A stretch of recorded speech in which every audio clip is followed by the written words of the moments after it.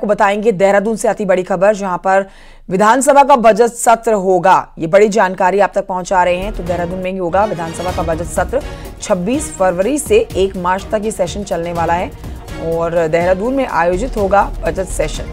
संसदीय कार्य मंत्री प्रेमचंद अग्रवाल ने इस पर बयान दिया है और जानकारी हमारे सहयोगी देंगे। सुनील नप्रभात जुड़ गए हैं फोन लाइन पर। सुनील नप्रभात, क्या कुछ कहा है संसदीय कार्य मंत्री प्रेमचंद अग्रवाल ने? देखिए कंचन, पिछले दिनों कैबिनेट मीटिंग में ये तय हो गया था कि जो बजट सेशन है वो फरवरी अंतिम सप्ताह में लाया जाएगा, लेकिन इसकी डेट क्या होगी इसके लिए मुख्यमंत्री को अधिकृत कर दिया गया था। तो मुख्यमंत्री के हवाले से संसदीय कार्य मंत्री ने इस बात की जानकारी दी है कि 26 फरवरी से राज्य का जो बजट सेशन है वो शुरू होगा। पहले बजट सेशन आमतौर पर गैरसैंण जो ग्रीष्मकालीन राजधानी है वहां पर संपन्न होता था, लेकिन इस बार ये भी तय किया गया है। बहुत सारे विधायकों ने, करीब 40 के आसपास विधायकों ने कहा था, लिखकर मुख्यमंत्री को दिया था कि जो विधानसभा सेशन है उसे देहरादून में किया जाए। लिहाजा ये बजट सेशन इस बार देहरादून में ही होगा और बजट सेशन करीब 4 दिन का होगा, 26 फरवरी से और 1 मार्च तक ये सेशन चलेगा। जी ठीक है, तो देखिए एक बार फिर से फाइनल कर दिया गया है कि अब देहरादून में ही होगा विधानसभा का बजट सत्र, जिस पर हमारे सहयोगी सुनील नप्रभात जानकारी भी दे रहे थे। सुनील, बहुत शुक्रिया आपका जानकारी के लिए। देहरादून के बाद खबर हरिद्वार से है, जहां से ट्यूशन में हुए विवाद में दिखाई है पिस्टल। ये एक बड़ी खबर आप तक पहुंचा रहे हैं।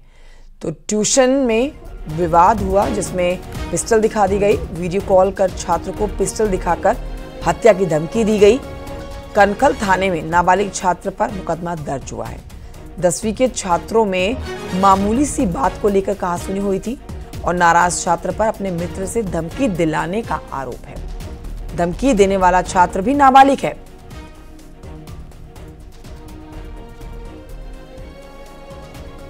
तो ये बड़ी खबर आपको बता रहे हैं, हमारे सहयोगी इस पर और जानकारी देंगे। हरिद्वार से बड़ी खबर आई है, ट्यूशन में हुआ विवाद और मामूली सा विवाद जिस पर पिस्टल दिखा दी गई है। पुलकित, जानकारी दीजिए इस पर। ट्यूशन में ऐसा क्या विवाद हुआ था कि पिस्टल दिखा दी गई है?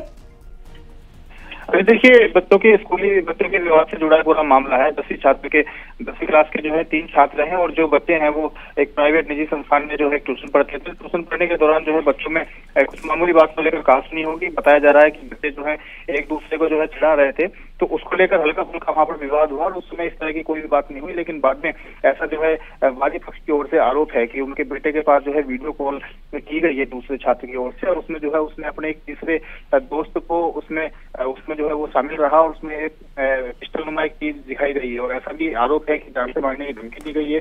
तो क्योंकि मामला बहुत ज्यादा गंभीर है, बहुत ज्यादा संवेदनशील है, तो पुलिस ने इसमें प्रारंभिक जांच की और उसके बाद जो है इसमें मुकदमा जो है दर्ज कर लिया गया है। क्योंकि जो मामला है वो बच्चों से जुड़ा हुआ है, स्कूली छात्रों से जुड़ा हुआ है और तीनों ही जो लोग इसमें इन्वॉल्व हैं वो तीनों ही इसमें नाबालिग है। इसलिए पुलिस जो है बहुत ज्यादा संवेदनशीलता के साथ जांच इसमें कर रही है और बहुत ज्यादा फूक फूक कर कदम जी। तो धमकी देने वाला भी नाबालिग है और जिसको धमकी दी जा रही है वो भी नाबालिग है। हालांकि पुलिस इस पूरे मामले पर एक्शन ले चुकी है। शुक्रिया आपका पुल की जानकारी के लिए।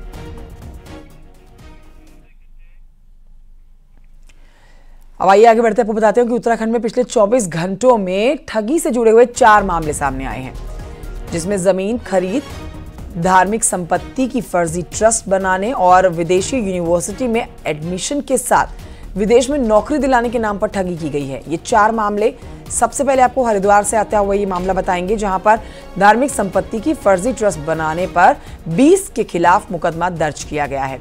20 लोगों के खिलाफ मुकदमा दर्ज हुआ है। स्वामी ललितानंद गिरी हैं और दूसरे संतों और स्थानीय लोगों पर केस दर्ज हुआ है। कोर्ट के आदेश पर नगर कोतवाली में दर्ज हुआ मामला भूपतवाला स्थित नारायण निवास ट्रस्ट के नाम पर फर्जीवाड़े का आरोप है।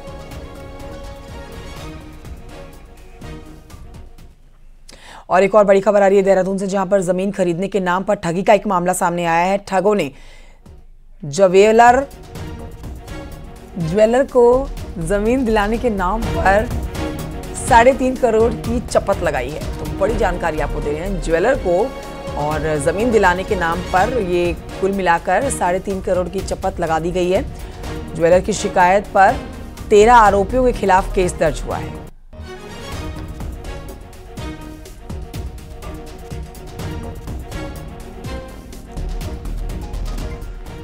आइए आगे बढ़ते हैं। रुद्रपुर से खबर आ रही है जहां पर विदेशी यूनिवर्सिटी में एडमिशन के नाम पर 20 लाख की ठगी का मामला आ रहा है सामने।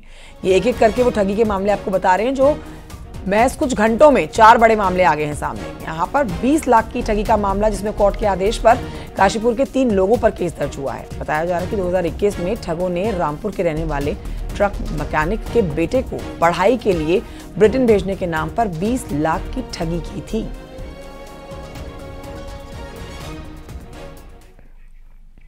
और अब एक और ठगी का मामला जो कि हरिद्वार से आया है सामने। कनाडा में नौकरी दिलाने का झांसा देकर ठगी को अंजाम दिया गया। शांति कुंज में कार्यकर्ता से ठगे गए हैं 3.5 लाख रुपए। शिकायत पर नगर कोतवाली में दर्ज हो गया है केस।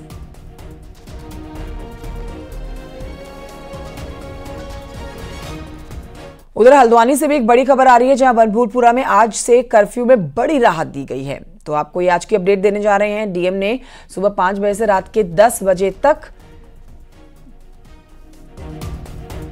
दिन का कर्फ्यू खत्म करने का फैसला कर लिया है। अब आज से बनभूलपुरा में केवल रात का कर्फ्यू जारी रहेगा। मतलब दिन भर जो पाबंदियां थी वो पूरी तरह से खत्म हो चुकी हैं। रात 10 बजे से सुबह के 5 बजे तक कर्फ्यू लागू रहेगा। हालांकि 8 फरवरी को बनभूलपुरा में जो हिंसा हुई थी उसके बाद से ही लगातार कर्फ्यू लगाया गया था। कई इलाकों में ढील दी गई लेकिन बनभूलपुरा में कोई ढील नहीं दी गई। आज की बड़ी अपडेट, दिन भर का कर्फ्यू हटा दिया गया है, रात में कर्फ्यू जारी रहेगा। बनभूलपुरा हिंसा मामले में पूर्व आईएएस अफसरों का पत्र, 83 रिटायर्ड आईएएस अफसरों ने लिखा है पत्र और मुख्य सचिव राधा रतूरी को भेजा गया है ये पत्र। कुमाऊं कमिश्नर की जांच को बताया गया है अपर्याप्त। बनभूलपुरा हिंसा से हेट क्राइम बढ़ने की आशंका जताई जा रही है। लव जिहाद मामले में पूर्व आईएएस लिख चुके हैं ऐसे ही पत्र।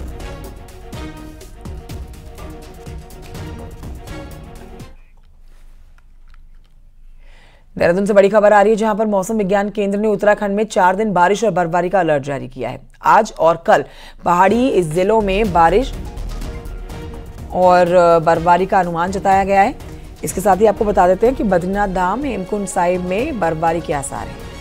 तो मौसम विज्ञान केंद्र की बड़ी चेतावनी बदलते मौसम को लेकर। मैदानी जिलों में ठंड बढ़ने की संभावना भी जताई गई है क्योंकि ऊंचाई वाले इलाकों में बर्फबारी भी होगी और बारिश भी होगी।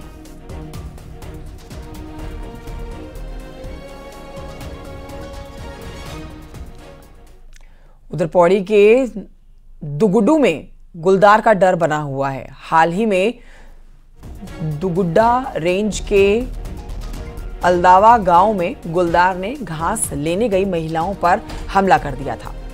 हमले में 2 महिलाओं के बुरी तरह से जख्मी होने की खबर आई थी। वहीं एक बार फिर से गुलदार ने एक बुजुर्ग को गांव के पास अपना निवाला बनाने की कोशिश की है। गनीमत रही कि बुजुर्ग के साथ 2 और युवक थे जिसके हल्ला मचाने के बाद गुलदार मौके से फरार हो गया। वहीं इस मामले में डीएफओ लैंसडाउन नवीन पंत का कहना है कि गुलदार के बढ़ते हुए हमलों को देखते हुए वन विभाग की ओर से गांव के पास गश्त लगाई जा रही है। इसके साथ ही ग्रामीणों को भी अलर्ट रहने की जरूरत है। इसके संबंध में हम जागरूक कर रहे हैं और जहां पर इस तरह की घटनाएं घटित हो रही हैं ऐसे स्थलों पर गश्त बढ़ा रहे हैं और इसी तरह से फिलहाल मानव वन्यजीव संघर्ष पर रोकथाम लगाने का प्रयास चल रहा है। कॉर्बेट की ढेला में बाघ पकड़ने की कवायद जारी है और यहां पर विभाग ने बाघ को पकड़ने के लिए पिंजरे लगाए हुए हैं। साथ ही वेटनरी डॉक्टर्स की 2 टीमें भी हैं जो कि रेस्क्यू करने में लगी हुई हैं।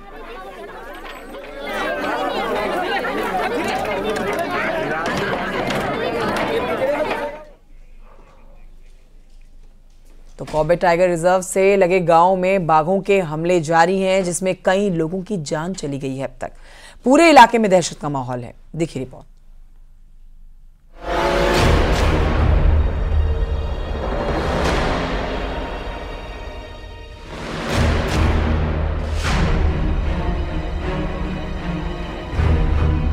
इस बार कॉर्बेट के आसपास बाघों के हमले का सिलसिला शुरू हुआ था जिसमें युवती की मौत हुई थी। इसके बाद ढेला रेस्क्यू सेंटर के पास बाघ के हमले में एक और महिला की मौत हो गई। इसके बाद सावलदे की दुर्गा देवी की मौत ढेला रेंज में हुई। तो वहीं शनिवार को ढेला के पंजापुर में कला देवी को बाघ उठाकर ले गया। जिसका शव बस्ती से कुछ दूरी पर मिला, जिससे पूरे इलाके में दहशत का माहौल है। और जंगल में लकड़ी घास को हम जाएंगे, अगर ये जंगलात वाले घास भी और लकड़ी भी घर में रख दें, और जिसके पास खेती है खेती होने नहीं दे रहे हैं, जंगल में खेती में चौकीदारी करने जा रहे हैं, बच्चे घर में सुला के जा रहे हैं, बाघ आंगन में आ जा रहा है। आप बताइए कि क्या करें, हम कैसे जिएंगे, बताइए आप। सबसे पहले डर ये तो है, जो बच्चे हैं वो यहाँ पे मैदान में आए दिन क्रिकेट खेलते हैं, स्कूल जाते हैं, आने जाने की जो बच्चों काफी उनके में खौफनाक है। वो बैठा अभी परसों बीच में महिला के घर के बाहर से बाघ बैठा था, वो रेंजर ऑफिस जाकर के उसने बोला कि मेरे वहाँ बाघ आया, तो उन्होंने उसके बाद भी उसकी कोई कार्रवाई नहीं करी। इलाके में आदमखोर बाघ के हमले में 4 महिलाओं के मौत के बावजूद बाघ को पकड़ा नहीं जा सका, जिससे लोगों में कॉर्पोरेट प्रशासन को लेकर खासा आक्रोश है। मैं पटरानी भी गया, मैं आमपोखरा भी गया, मोहान इसलिए नहीं जा पाया कि सुबह ही टाइगर पकड़ा गया था, लेकिन जो महिला हुई थी उनके परिवार वालों से मैं मिला था। हाँ, सांवलदे वाले में मैं नहीं जा पाया था क्योंकि मैं यहाँ था नहीं। तो अभी हमारे पास लगभग 18 लोग लगातार उस क्षेत्र में बने हुए हैं, 2 टीम्स के माध्यम से, जो लगातार इस टाइगर को मॉनिटर कर रहे हैं और इसके रेस्क्यू की कार्रवाई हम लोग कर रहे हैं। एक हमारा आपके माध्यम से अनुरोध ये रहेगा कि इस क्षेत्र में कल रात भी टाइगर की कॉल हुई है।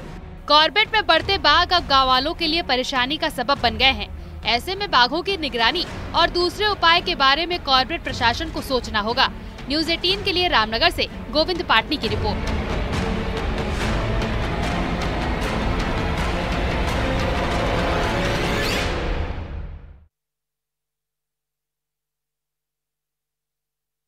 और ये बढ़ते हैं आगे, आपको बताते हैं उत्तरकाशी की खबर, जहां पर सिलक्यारा टनल में 3 महीने के सूनेपन के बाद अब श्रमिक धीरे धीरे यहां पर काम पर लौट रहे हैं। बीते 5 फरवरी को बिहार का रहने वाला वीरेंद्र भी यहां पर उन 2 साथियों के साथ काम करने पहुंचे जो भूधसाव हादसे के कारण अंदर फंस गए थे। पूछने पर वीरेंद्र ने बताया कि सुरंग में फिर से काम पर लौटे हैं। सुरंग हादसे में 17 दिन तक अंदर फंसे रहने के बावजूद उसमें काम पर लौटने का उत्साह और हिम्मत साफ नजर आ रही थी। वीरेंद्र ने बताया कि घर वालों को पूरा दिलासा देकर आए हैं।